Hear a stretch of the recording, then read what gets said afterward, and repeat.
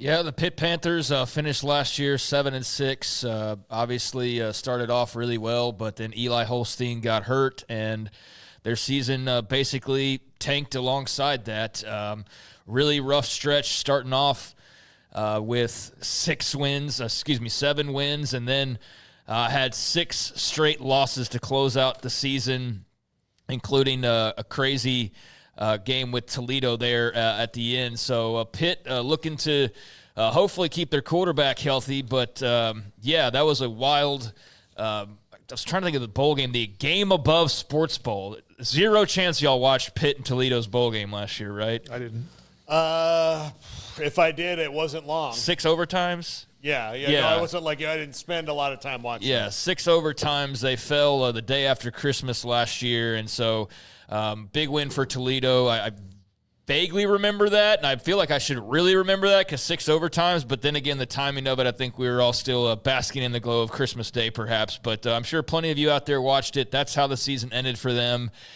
Eli Holstein's back, and he is the face of the program right now, so how do they bounce back from that? And I don't know that I've ever seen that. I'm sure there was a note or two about whether that's ever happened before, but to start the season 7-0 and to finish 7-6 is just pretty crazy. I mean, that's just wild to be there at some point last year and go, we're 7-0. Mm-hmm. Like we're in the first place in the ACC. We're undefeated. We're in the top 25, and then you proceed to lose 6 games to close out the season. Just crazy stuff. So how does Pitt manage in 2025?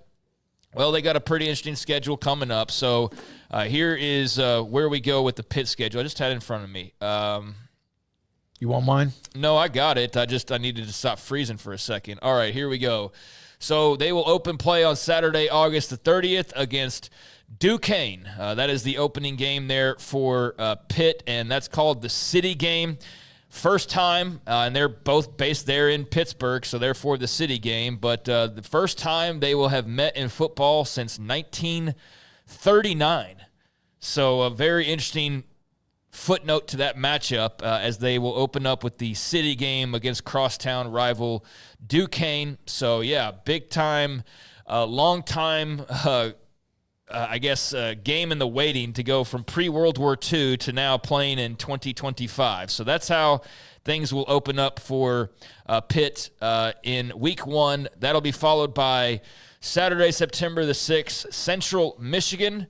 And then on Saturday, September the 13th, it's a trip to Morgantown to face Rich Rod and company in another rivalry game, as that should be pretty hot and spicy, I would think, especially early on in the season. West Virginia with Rich Rod back there, I think they'll really further embrace the importance of beating Pitt. So you'll have that right there in Week 3 as well. And then you get your first break. So there's your non-con is Duquesne at home in a long time coming rivalry matchup, Central Michigan at home, and then you travel to the hills of West Virginia to take on the Mountaineers in a little Big 12 ACC action on Saturday, September the 13th. So there is your first 3 weeks, and they will get a bye following those first 3 games. Yeah, I think that last one, especially Rich Rodriguez, has been very vocal about how much he values that Pitt rivalry. And how excited he is to get back in it. I'm excited to see that one. I think there's a spice to it with Rich Rod there now that they're going to have more of an edge to them than the Neil Brown. Yeah. He was asked about it, and he was I saw him on a podcast where he was talking about that rivalry and how when he was there before, those games kind of turned seasons for them in one regard or another, and so that's going to be a good jumping off point for both those programs, especially since that's the and I've got to backyard brawl. Yeah, but I'm saying it's the first real big game for both of them on the season. They both have 2 games that they should win right off the bat, and that's the one that's going to really have a lot of weight. So they both have some runway to get there, and then they have this big night. And right now Pitt appears to be maybe a little bit ahead because they've got a returning coaching staff and a returning starting quarterback and all that. Not that Nico's not returning, but he wasn't the full-time starter. Yeah, he's not Eli Holstein. So that's all that's going in there. West Virginia's doing a bunch of new stuff. Pitt will be able to do the same stuff, but it is in Morgantown, so that means a lot of the bets are off. And both teams could be 12-0, both teams could be 0-12, and that game's going to be a blood sport kind of game. So there is the first 3 weeks of the schedule, and then you get your first bye week. Then they will start conference play on Saturday, September the 27th. You got Louisville, got another home game the following week against Boston College. Then on Saturday, October the 11th, Florida State in Tallahassee.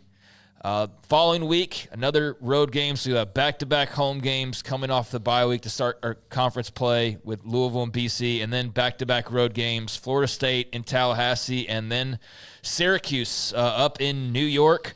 And then you'll close out the month of October with NC State at home. So post-bye week, getting right into the heart of the ACC schedule, and you get Louisville and you get FSU, and we're talking about FSU like they still are FSU, like they need to prove something. Well, I mean, we're no idea who they are. We have no idea, but we're talking about them the same way we're talking about all the good teams from last year, and they weren't that. So I mean, that could be a tough game. It might not be, but it's still a name, and as is some of the others on the schedule we'll get to. But yeah, Louisville, BC, FSU, Syracuse, NC State, and we'll take a break right there as they get into the month of November.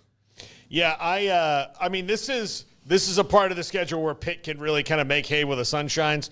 Louisville at home, that's good to get them there. That's going to be a really interesting game. I don't think Boston College will be quite as sneaking up on people as they were last year. They're a team I also don't know a lot about. At Syracuse is going to be tough. NC State, I think they should have that one. Obviously, Stanford's in a rough way right now, and Florida State is. Who are they? I can tell you, I've watched some videos from practice, and it looks better in practice videos than it did the practice videos I watched last year. I don't know what that means.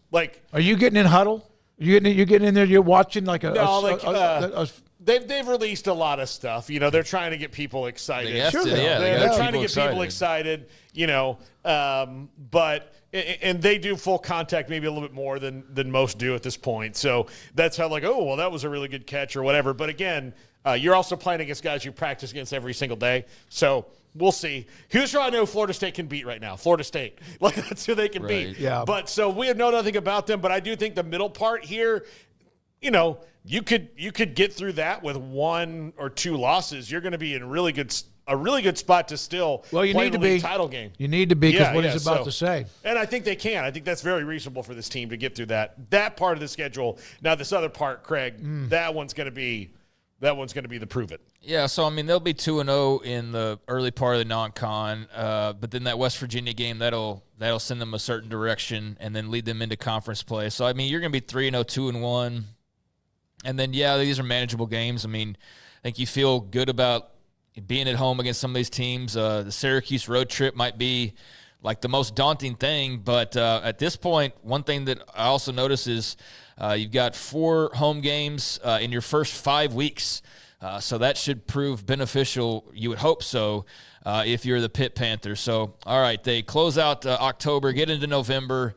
And they still haven't had their second bye. They're going to in a second. But first, on Saturday, November the 1st, they are going all the way across the country to take on the Stanford Cardinal and whoever their head coach is. We won't know that, and who knows when we will know that, but it won't be Troy Taylor. That we do know. So they do get the draw of, all right, who's going to travel all the way across the country to go play one of our West Coast teams. They got the one of the short sticks there, so they will go to Palo Alto, although beautiful part of the country. Definite road trip I think you'd want to book if you're a Pitt fan. Of the options you have, there's some pretty good ones, but I think that one would be certainly unique and a lot of fun.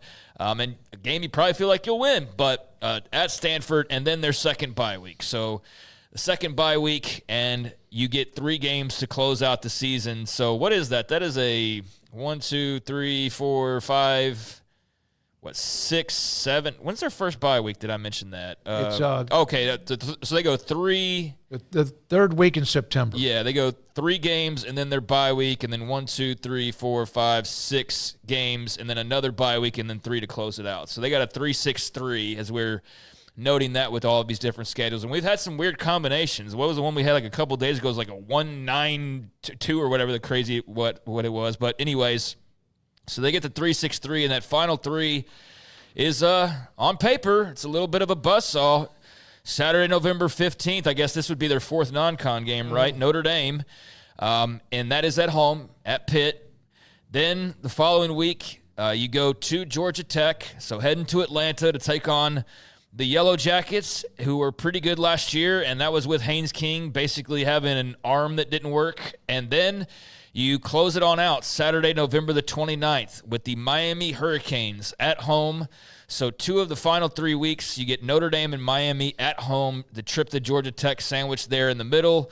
If you're asking, like, hey, can you put together the hardest ACC 3-game stretch you can for us? I mean, you could swap Clemson in for maybe Georgia Tech or something, but Notre Dame at Georgia Tech and Miami is a pretty damn good 3-game stretch. I don't know if it's damn good if you're a Pitt fan, but it'll be entertaining, you would think.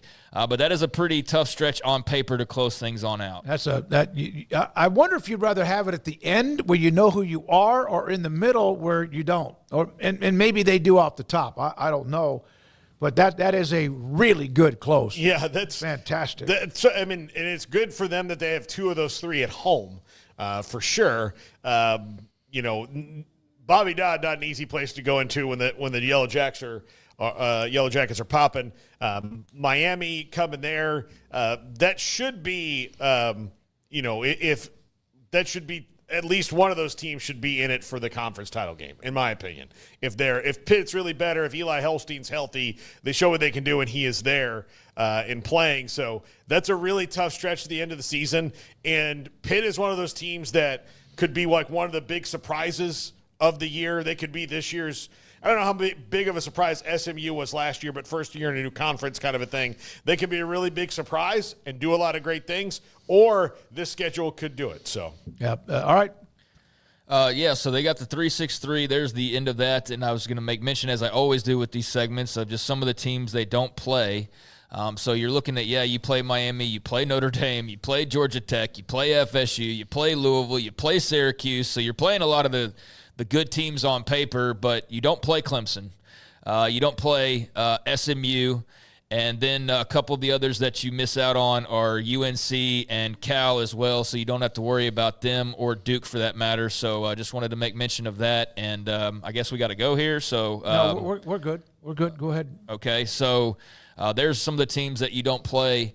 And, I guess that's it. There's the Pitt football schedule in 2025.